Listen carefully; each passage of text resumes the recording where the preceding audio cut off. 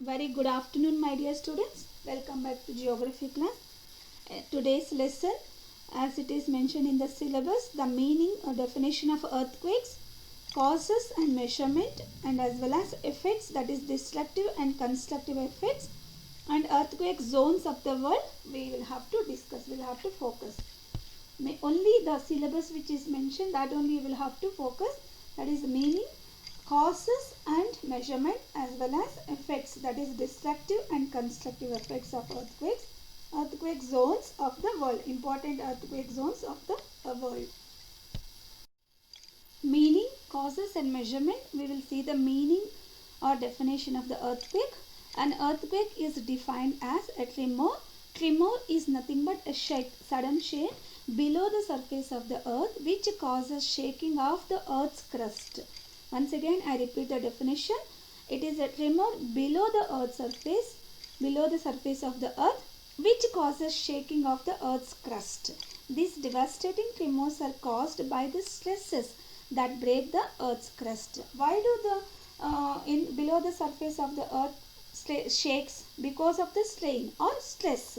When it shakes below the earth's surface, obviously it travels through the faults and it reaches the earth's surface, and finally the earth's crust also shakes and there earthquakes occur. Okay, the main cause is here stress or strain. So what are the causes of the earthquakes? We will discuss. Earthquakes are caused by the strain in the earth's crust, which in turn is a result of number of factors. When the earth's crust is unable to accommodate itself to the strain, it results in a sudden release of tremendous energy. So as I have told, once if it shakes, okay, a series of continuous shakes are occurring. When the earth's crust cannot be able to accommodate, it cannot be able to accommodate itself with the strain, where there are continuous strain due to continuous shakes, then it results in a sudden release of tremendous energy in the form of a sudden violent shock.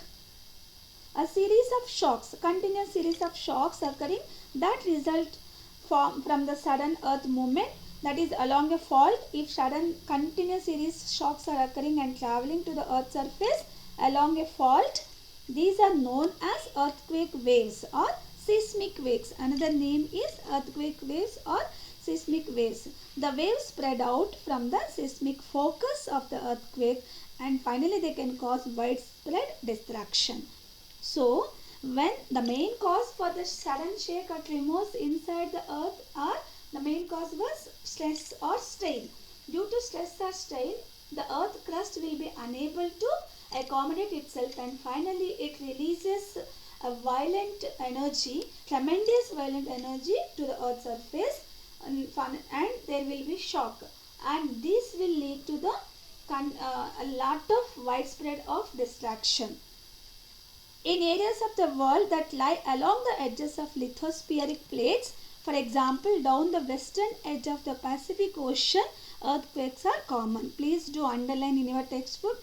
Most frequently the earthquakes occur at the edges of the lithospheric plates. That is, at the western edge of the Pacific Ocean, earthquakes are more common. The severity of earthquakes is measured on the Richter scale. The main factors, now we will discuss what are the main factors which cause the earthquakes. Of course, strain or stress inside the earth or below the earth crust causes sudden violent release, tremendous energy in the form of shocks on the earth's surface. That is the main cause. What are the other factors which causes for the strain and stress? First one, volcanoes. Volcanic eruptions are one of the main causes of earthquakes. During the volcanic eruptions, hot gases are pushed upward and they push violently the earth's crust surface upward, causing earthquakes. Volcanic activities and these seismic occurrences. Seismic occurrences is nothing but earthquakes. Another name, seismic. The volcanic eruptions or volcanic activities and seismic occurrences are interrelated. An earthquake follows a volcanic eruption and a volcanic eruption follows an earthquake. You can give a best example, earthquakes which occurred due to the volcanic eruptions. The violent eruption of Krakatoa volcano between the islands of Sumatra and Java caused severe earthquake around a vast region. The earthquake generated tsunami, tidal waves which killed about 30,000 people in Java and Sumatra islands. So another reason another cause for the earthquake occurrence, plate tectonics. Already the theory of plate tectonics, how do these plate tectonics moves, everything you have learned in 7th standard, my dear students. According to the plate tectonic theory, the crust of the earth is made of a series of movable plates. The crust, the outer layer of the earth, which is in the form of solid, this is made of a series of plates, movable plates. These plates will be moving. These plates move and slide over each other. Most earthquakes occur on account of plate movements. When two plates slip past each other or collide against each other, their edges produce faults along the lines of weakness. The tectonic earthquakes are most frequent. So the earthquakes which occur due to the collide of these two plates, due to the movement of two plates on each other, against each other, which is produced a type of cracks, faults along the lines of weakness. Through these faults, then when they collide each other, through these faults, then a kind of shocks will occur, and through these earthquakes will happen. The tectonic earthquakes are most frequent. These earthquakes are immensely powerful, very powerful also, which are caused due to the plate tectonics movement. They occur in high risk regions of the Pacific Ring of Southeast Asia and northern India along plate boundaries. In India, a severe earthquake occurred at Bhuj in Gujarat in 2001 due to lowering of the Indian plate below the Asiatic plate. Next, folding, one of the example you can give for the plate tectonic, the earthquake which caused for the plate tectonic movement about this Gujarat earthquake. And next we will move on to folding and faulting. Next factor which is cause for the earthquakes is folding and faulting. What are these folding and faulting? As I have mentioned, fault means is nothing but cracks which occur on the earth's crust. Faults. So folding and faulting occur due to the internal horizontal and vertical movement due to the compressional and tensional forces cause folding and faulting in the earth's crust. These folding and faulting which occur due to the horizontal and vertical movements which occur causes the earthquakes. In what way?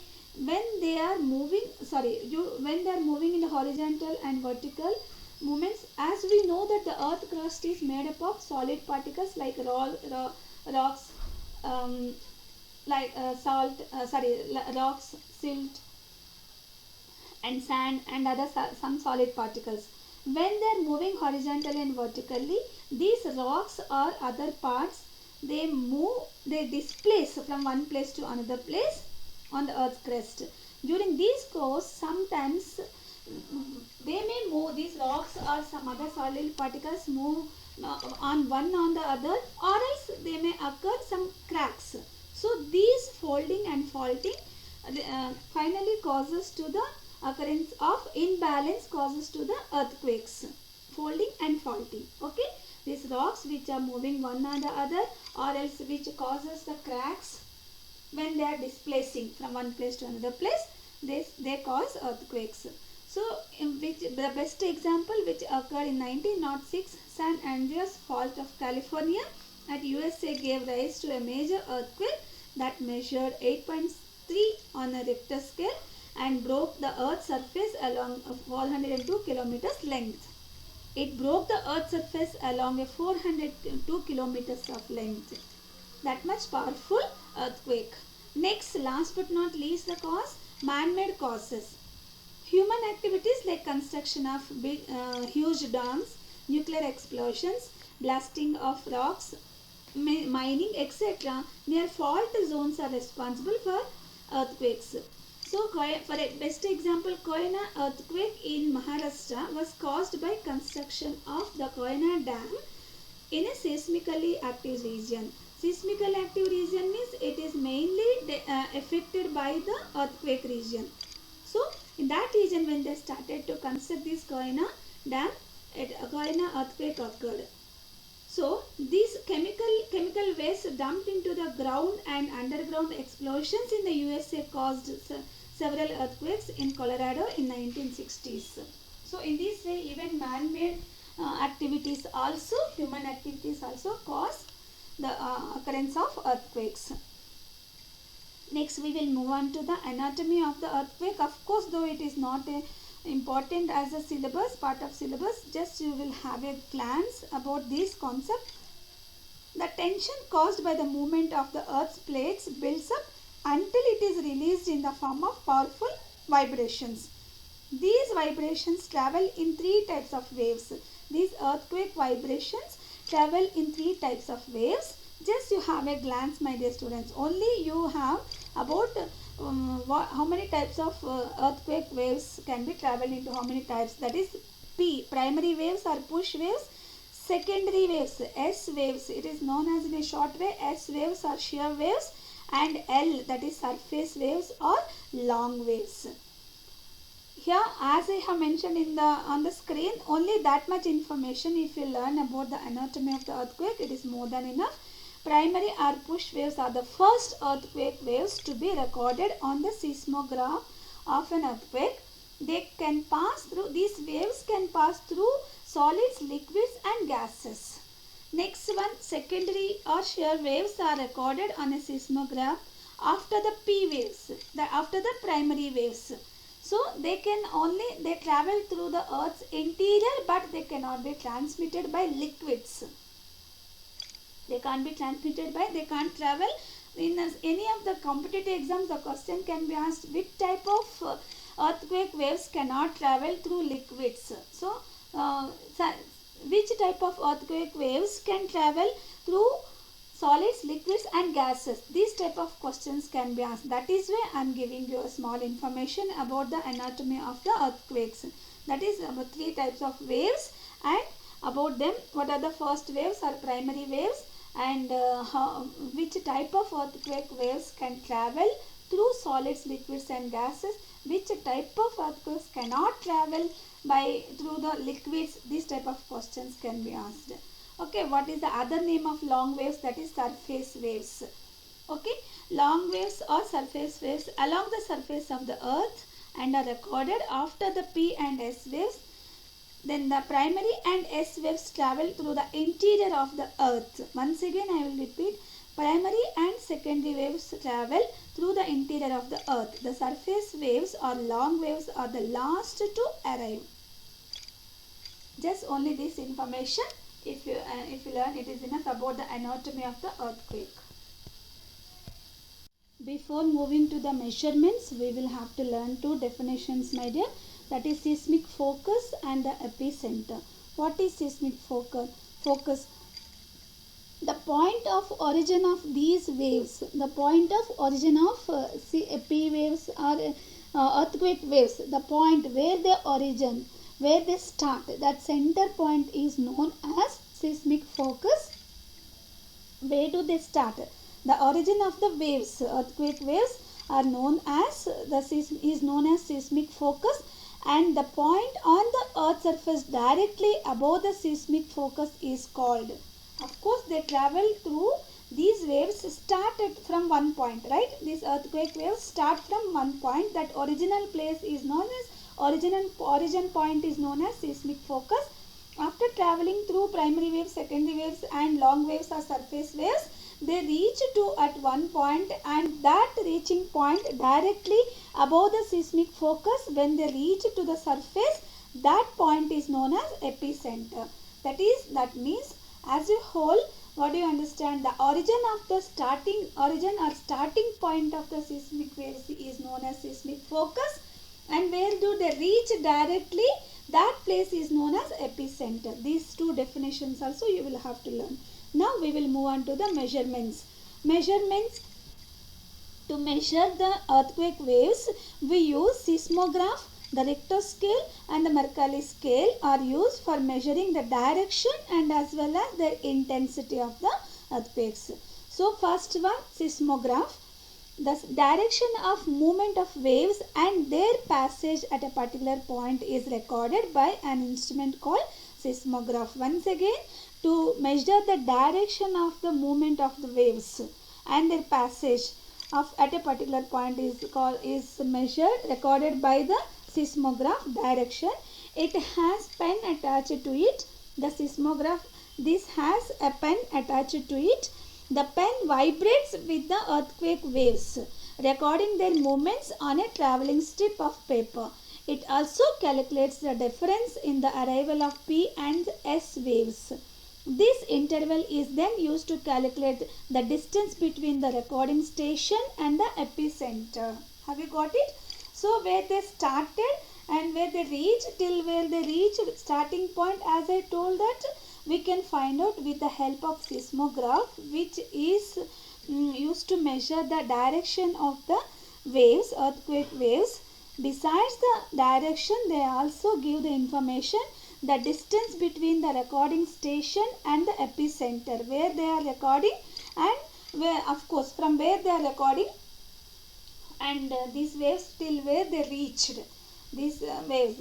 So in this way we will get the information, their direction as well as the distance between the recording station and the epicenter, or the reaching point of the earthquake waves. Between these 2 points, the distance as well as the direction, to which direction these earthquakes are traveling, both information we can get with the help of seismograph. So mainly the seismograph is meant for to measure the direction of the movement of waves as well as to calculate the distance between the recording station and the epicenter, reaching point of the earthquakes. As we have discussed, one of the measurement, that is seismograph, is used to measure the direction of the movement of waves as well as to calculate the distance between the recording station and the epicenter, the reaching point of the earthquake, how much distance is there and what is the direction of the earthquake. To measure these two, seismograph is used. Now to measure the intensity or the power of the or severity of the earthquake, what are the measurements used? The instruments which are used to measure the intensity or power are Richter scale and Mercalli scale. Here both these instruments measure the intensity or the power or the amount of energy released during an earthquake. The Richter scale measures the power of an earthquake on a scale of 1 to 9. On the scale 1 to 9 grades will be given. With the help of this 1 to 9, we can calculate with the help of Richter scale how much amount of energy is released, how much power of energy is released during the particular earthquake time. Next one, the Mercalli scale grades the earthquakes on the basis of observed effects. With the help of effect, how much it is distracted, with the help of these effects, the Mercalli scale gives the grades from 1 to on a 12-point scale. Here some of the examples are given, the earthquakes which occur in India and their severities. The Assam earthquake in India of 1897 was of 8.7 magnitude. The Gujarat earthquake in 2001 had the magnitude of only 7.7 on the Richter scale, but it caused the greatest damage. Though it was recorded as 7.7, my dear students, and the points will be given, grades will be given, numbers will be given 1 to 9. It based on the where the Richter scale shows, the seismograph shows that Richter scale shows the number where it stops, it shows that much severe. When it happened 8.7 magnitude, it was more severe Assam earthquake, and next when it happened 7.7 on the Richter scale, when it showed, of course though it was lesser than severe of Assam earthquake, but it damaged a lot. Recently in Nepal earthquake, an earthquake measuring 7.8 on the Richter scale occurred on April 25, 2015, which killed over 8,000 people and injured more than 21,000. It made many people homeless, with entire villages flattered across many districts of Nepal. It also destroyed centuries old buildings, including UNESCO World Heritage Sites in the Kathmandu Valley also. So in this way it is the some of the earthquakes and their severity which were measured with the help of Richter scale and Mercalli scale. Please go through. So what are the measurements used, instruments used to measure the direction and their intensity? Learn them, and with the help of the picture also, figure which is provided in your textbook in page number 63. That figure also you will have to draw in your textbook, my dear students. Sorry, in your classwork.